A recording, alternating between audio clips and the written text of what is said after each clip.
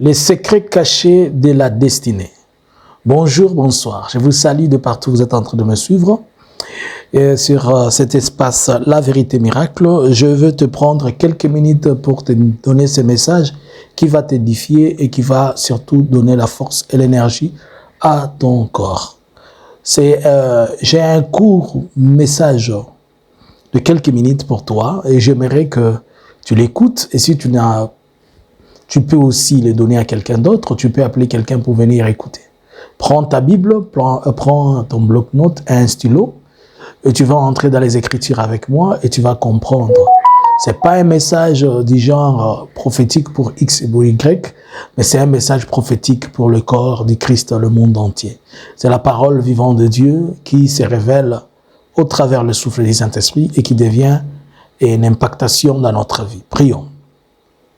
Éternel des armées, Dieu Tout-Puissant, le Dieu très fort et le Dieu unique et le seul que nous connaissons. Papa, nous venons devant toi ce matin, ce soir, à cet instant pour remettre, Seigneur, entre tes saintes mains, la grâce et la faveur que tu nous as accordées venant de toi.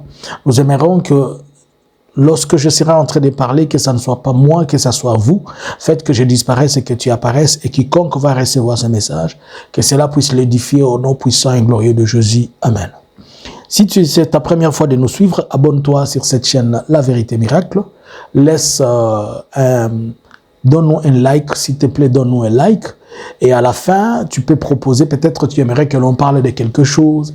Propose-moi ce que tu aimerais vraiment comprendre davantage. Mais si tu as aussi besoin de conseils et autres suivis spirituels, il est question de prendre du temps avec moi. Alors, nous allons ouvrir notre Bible dans les livres du prophète Jérémie. Jérémie chapitre 26 et 29. Le verset 11, Jérémie, c'est parmi les prophètes majeurs de l'Ancien Testament. On les appelle majeurs. Il y a une des catégories de prophètes qu'on appelle majeurs et mineurs. Ce n'est pas Dieu qui les appelle majeurs et mineurs, mais c'est une catégorisation de théologiens et c'est une catégorisation des hommes qui se sont dit majeurs puisqu'il a beaucoup écrit et mineurs puisqu'il n'a pas beaucoup écrit. Mais tous devant Dieu, ce sont des prophètes puisque chacun a sa mission qui lui est confiée. Il y a des gens à qui Dieu a donné des missions longues et à qui les autres ont donné des missions courtes et tout ça. Alors, Jérémie chapitre 29, le verset 11, je vais lire un verset qui est vraiment important que je trouve. Je vais prendre juste un seul paragraphe. Car je connais les projets que j'ai fondés car je connais les projets que j'ai formés sur vous. Un projet de bonheur et non projet de malheur. Ce verset semble un verset que tout le monde aime prononcer. Ça semble un verset qui attire le cœur de frères et de sœurs. Ça semble être quelque chose que les gens aimeraient facilement se dire. Oui, Dieu connaît les projets, même s'il y a quelque chose comme ça, Dieu connaît les projets. Dieu sait ce qui se passe. Dieu connaît ce qui est en train d'arriver. Mais vous allez vous rappeler avec moi que ce n'est toujours pas facile de découvrir et de connaître la destinée de quelqu'un. Alors, nous allons nous permettre d'abord de définir ce que c'est une destinée. Qu'est-ce que la destinée? La destinée, c'est le plan divin unique de Dieu qui a pour chacun des êtres humains, la mission donc, qu'il a conçue pour nous avant la naissance. Je reprends. La destinée est le plan divin. La destinée, c'est le plan divin de Dieu qu'il a conçu et planifié pour nous avant notre naissance. C'est-à-dire, avant que nous puissions naître, il y a un plan, il y a un programme que Dieu a mis en place pour la vie de tout un chacun. Pour toi, pour moi. Maintenant, ces plans-là, c'est ce qu'on appelle la destinée. Donc, c'est comme un programme, un projet qui dit à tel moment, tel moment, tel moment, tel moment, tel moment, les choses iront de cette manière. Alors, elle inclut dans la destinée, il y a des choses qui incluent la destinée. Donc, c'est-à-dire, la destinée, c'est un paquet. Et dans la destinée, dans le paquet de la destinée, nous avons les talents, nous avons les opportunités, nous avons les défis, les influences spirituelles, les influences physiques et d'autres de tout genre. Dans votre destinée, vous avez, dans la destinée, beaucoup de gens regardent, ils parlent de destinée, ils disent seulement, non, je serai par exemple ministre, je serai ceci, je serai cela. Ils oublient que dans ce que vous avez, il y a beaucoup de choses. Avant de voir le ministre, ou bien dans le ministre, vous pouvez être ministre, mais vous avez des capacités d'être professeur. Vous pouvez être docteur, médecin, mais vous avez des maîtrises, vous avez une sagesse. Vous pouvez être maire, mais vous avez une connaissance dans la couture, la broderie, vous avez un talent. Et tout cela font partie de votre destinée.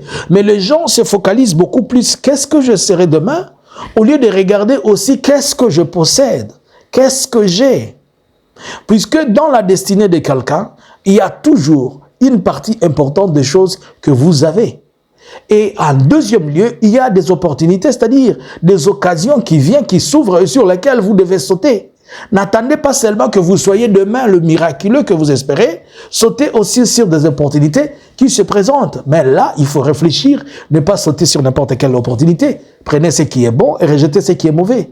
La Bible dit que la prophétie, il ne faut jamais rejeter la prophétie, il faut prendre ce qui est bon et rejeter ce qui est mauvais. Et moi, je vous dis, prenez dans votre destinée ce que vous trouvez qui est favorable et ce qui n'est pas favorable, vous le mettez à côté. J'ai parlé des talents, des opportunités. Le talent, par exemple, quelqu'un sait jouer au football, il sait chanter, il sait faire quoi. Ce sont des talents. Il a une belle voix, il sait dessiner, il sait décorer, tout ça.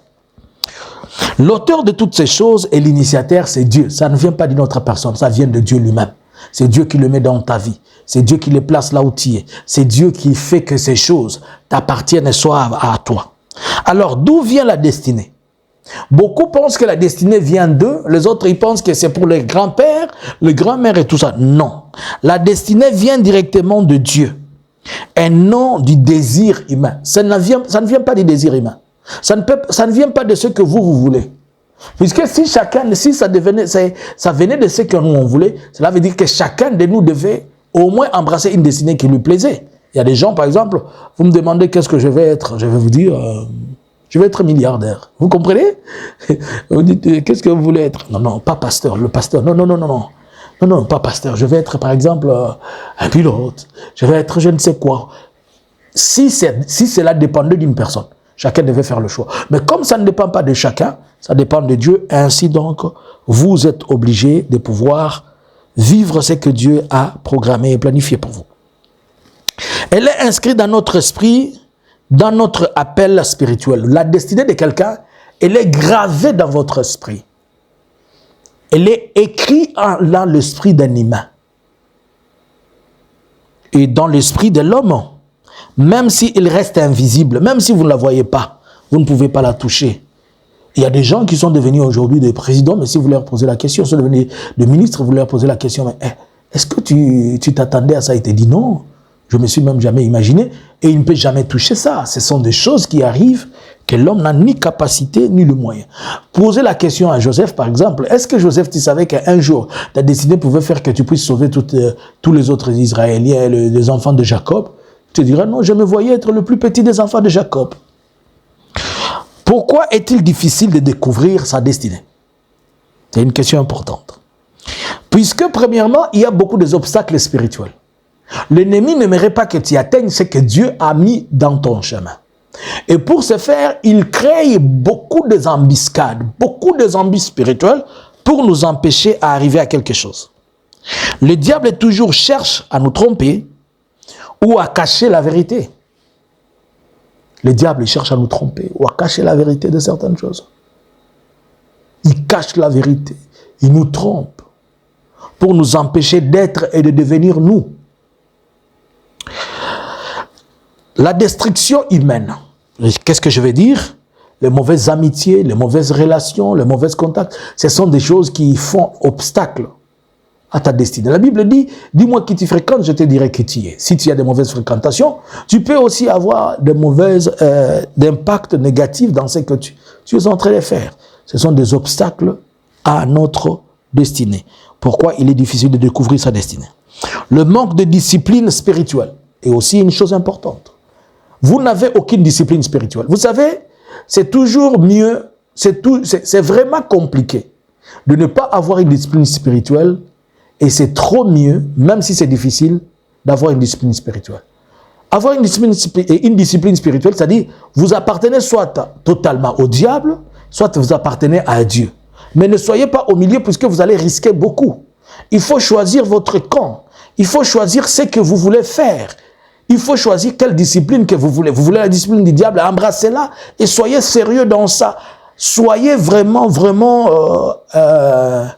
zélés dans ça. Si vous embrassez la discipline divine, la discipline de Dieu, la discipline de lumière, soyez aussi zélés dans les seigneurs. Ne soyez pas tantôt, plutôt ça va. La Bible dit que celui qui est ni chaud ni froid, il sera vomi.